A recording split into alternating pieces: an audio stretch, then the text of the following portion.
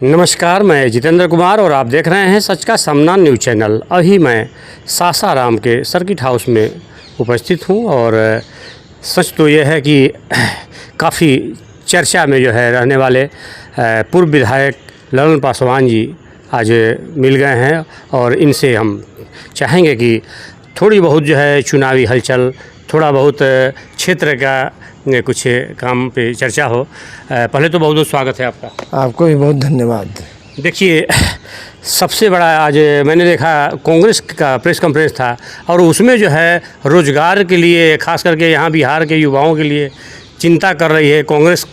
कहा जाता है ऐसे भी कि कांग्रेस आती है तो कल कारखाने वगैरह लगाने लगती है, और बीजेपी जब नाम में आता है तो पता चलता है कि हिंदू मुस्लिम मंदिर मस्जिद।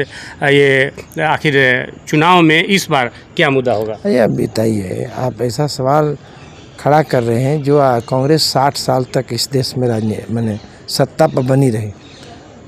नेहरू जी से लेके, मोतीलाल नेहरू जी से लेके दर्जनों बार प्रधानमंत्री, 2 दर्जन से ज़्यादा प्रधानमंत्री कांग्रेस के रहे हैं, इंदिरा गांधी से लेके। अब राष्ट्र के विकास की बात करते हैं। अंग्रेजी हुकूमत से जो चीज़ें मिली थी विरासत में, बिहार के 28 चीनें मिली थीं, 2 जूट के कारखाने थे। हमारे यहाँ डालमिया है, बगल में गंधक है, आपको ये 600 से ज़्यादा चूना भट्टा के ये थे। सब चीज़ें तो मर गई है। उसके बाद आप कह रहे हैं कांग्रेस रोजगार की सपना अपना दिखा रही होगी, हो सकता है चुनाव के लिए। कांग्रेस अगर इस देश में चाहती तो भारत बहुत पहले समृद्ध भारत हो गया होता, विकसित राष्ट्र हुआ होता। तो आज कांग्रेस सोच रही है, ये तो हमारे लिए तो बड़ी बात है कि अच्छी बात सोच रही है। सोच के 2 कदम चले तो, और ये बात कर रहे हैं कि नहीं करे तो जातीय जनगणना की बात वो भी कर रही है। तो जातीय जनगणना की बात करें तो जात पात की बात नहीं करे, तो आप भाजपा मंदिर मस्जिद की बात क्यों करें? उसमें तो राहुल गांधी जाके मंदिर में, तो भारत की संस्कृति और सभ्यता का जो प्रतीक है मंदिर, गुरुद्वारे, चर्च और मस्जिद, इसको हम और आप न मिटा पाए ने। डॉक्टर राम मनोहर लोहिया, कर्पूरी ठाकुर, लोकनायक जयप्रकाश, किसी ने नहीं। कृपलानी, आचार्य नरेंद्र देव, इस देश के समाजवाद की नींव डालने वाले लोहिया सहित सभी लोग ऊंची जाति के, सवर्ण जातियों में ब्राह्मण जाति के लोग थे। तो क्या इस बात को आप मानते हैं कि राहुल गांधी ने ही ये आवाज़ उठाई थी कि जाति जनगणना, और उसी पे जो है मोदी जी अमल किए? नहीं, हम ये बात तो नीतीश कुमार ने शुरू किया और नीतीश जी ने बिहार में लागू कर दिया। बिहार के मुख्यमंत्री विकास पुरुष नीतीश कुमार जी ने यात्रा शुरू की, और शुरू नहीं किया, उन्होंने कहा और कर भी दिया।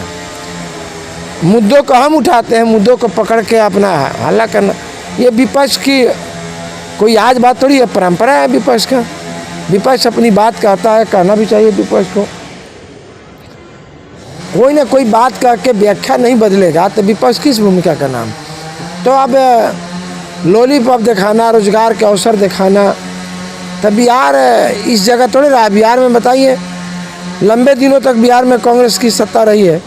तो बिहार में जो नीतीश कुमार के आने के बाद हुआ, लालू जी 15 साल रहे, तो वहीं जिस जात की बात कर रहे हैं वहीं जात पर राजनीति हुआ। तो विकास की बात तो नीतीश कुमार एनडीए सरकार ने किया। जो भी आज हम सड़क पर बिजली, जो भी आज देख रहे हैं पुल पुलिया, रोहतास जिला में हम ही अपने क्षेत्र में आज़ादी के पहले, आज़ादी के बाद कई 100 वर्षों तक जो पुल नदियां जो रही हैं, दुर्गावती नदी का चेक, मैंने दुर्गावती करमचट बांध बना नीतीश कुमार की अगुवाई में। कई पुल है दुर्गावती नदी पर, मैं स्वयं बनाया हूँ। तेनुआ और रेणिया का पुल, मिरिया का पुल, माटी डियारा का पुल, कितना बात कहें आपको, लहुआरा का पुल, तो ये और यहीं छितरा टाण का पुल, पिया का पुल। अब बात कहिएगा तब बेईमानी हो जाए। कांग्रेस क्यों नहीं बना ली? देखिए, चूँकि आप भी कहीं न कहीं कांग्रेस के सहयोगी साथी के आप भी हिस्सा रहे हैं पूर्व में, एक चीज़ तो मानना पड़ेगा, जब ललन पासवान का बात आती है तो चिनारी विधानसभा में विकास के लिए जाना जाता है, इसमें कोई दो राय नहीं है। लेकिन जब भाजपा बीजेपी की जब बात आती है तो इसमें कहीं न कहीं देखा जाता है कि आजकल ज़्यादा मंदिरों पे जो है ध्यान देना, और मंदिर मस्जिद का ये कहीं न कहीं चर्चा ज़्यादा हो रहा है। नहीं, देखिए, मंदिर तो हमारे संस्कृति का एक हिस्सा है, और लाख प्रयास करने के बाद समाजवाद और साम्यवाद ने दम तोड़ दिया, लेकिन जातीय व्यवस्था की दीवार को नहीं तोड़ पाया। आज जातीय व्यवस्था की दीवार जब तक रहेगी तब मंदिर, मस्जिद, गुरुद्वारा और चर्च रहेंगे। एक बात, मेरी बात ध्यान से सुन लीजिएगा। मैंने कहा कि आचार्य नरेंद्र कृपलानी सभी मधुदंड थे, सभी ब्राह्मण थे। राम लोहिया और कर्पूरी ठाकुर छोड़ाकर लोग ने, जब सब लोगों ने इन विचारों को कि प्रयास किया कि जातीय व्यवस्था की दीवार को तोड़ दिया जाए। चीन की दीवार से भी भारत की जातीय व्यवस्था के, भारत का जनतंत्र पवित्र जनतंत्र है, दुनिया में सबसे पहले हमने जनतंत्र का उपदेश दिया, लेकिन जात तंत्र भी है। स्वामी विवेकानंद भी धर्म संसद में गए थे, तो आप कहिए कि यहाँ के ये संतों सूफियों का ही देश रहा है।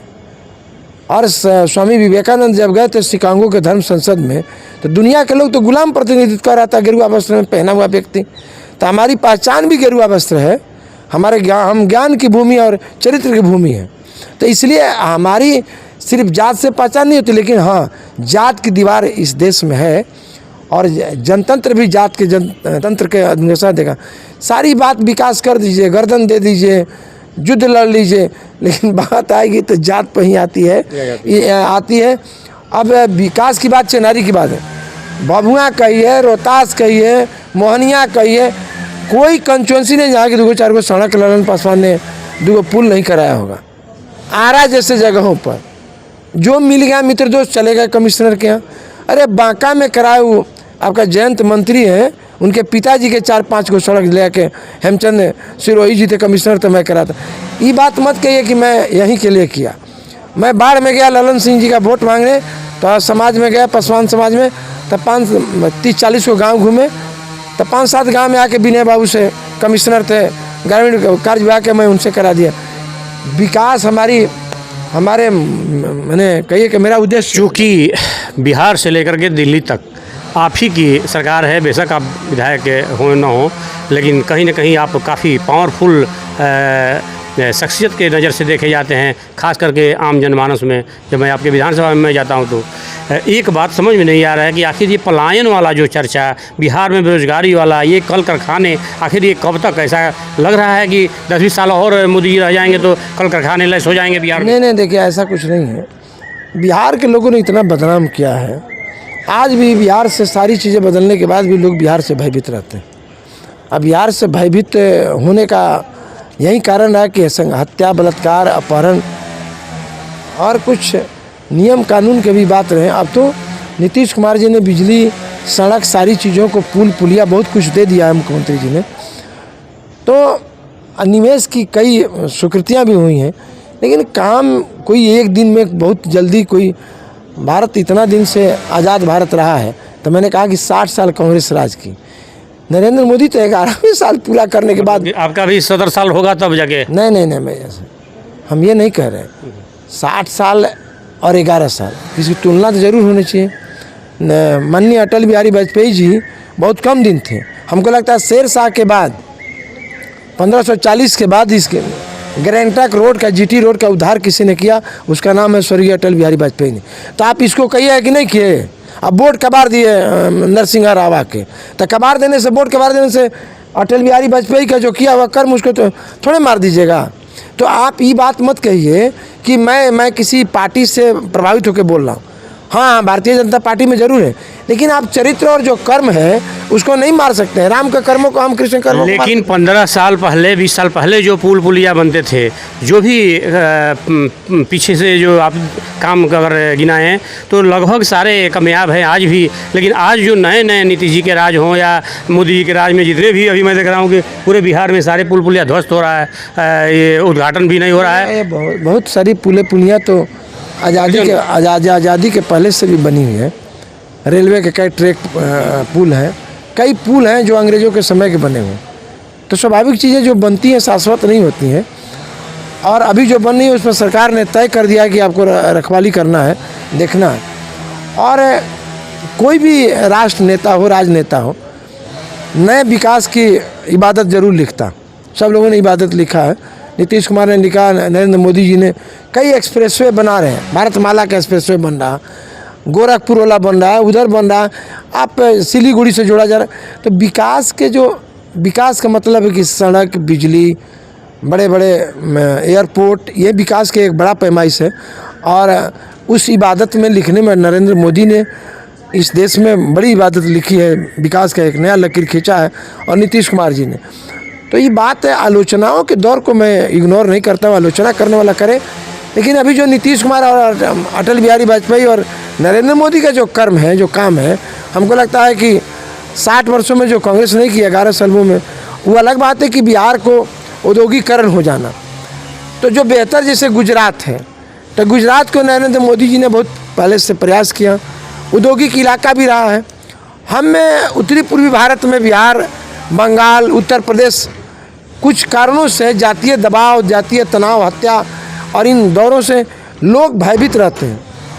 कितनों कड़ी सरकार हम काउंटर करा रहे हैं, सारी चीज़ें कर रहे हैं, बुलडोजर से जोगी जी तुड़वा रहे हैं, अपराध तो हो ही जाता है। अंत में क्या कहेंगे, आपने जितने भी मतदाता हैं, आप चिनारी विधानसभा के, सासाराम विधानसभा के लोगों से क्या कहना चाहिए? देखिए, विकास अगर चाहना है बिहार के लोगों को, तो निश्चित तौर से एनडीए की सरकार बनानी चाहिए, और नहीं बनाएंगे तो फिर वही हाल होगा जो पहले हुआ है।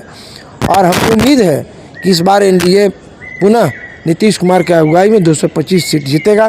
जितना ही लोग मेला लगा लें, चाहे झमेला लगा लें, लॉलीपॉप दिखा लें, बिहार की जनता 60 साल उनको देखी है, 15 साल उनको देखी है, और हमको लगता है कि इस जाल में नहीं फंसेगी। बहरिया आएगा, जाल बिछाएगा, फंसना मत। तो इसलिए हमको लगता है कि जाल में नहीं फंसेगा बिहार के लोग। धन्यवाद। जैसा कि आपने देखा, पूर्व विधायक ललन पासवान जी है जो अपनी बात को बेबाकी से रखते हैं, और सच तो ये है कि एनडीए का कहीं ना कहीं अभी जो ये जोड़ी है, खास करके विकास पुरुष और नरेंद्र मोदी जी, इनको जो है लाने के लिए पुनः प्रयास करने पर ज़्यादा जोर दिया। ऐसे तमाम खबरों को देखने के लिए जुड़े रहे हमारे चैनल से। सच का सामना से मैं जितेंद्र कुमार, धन्यवाद।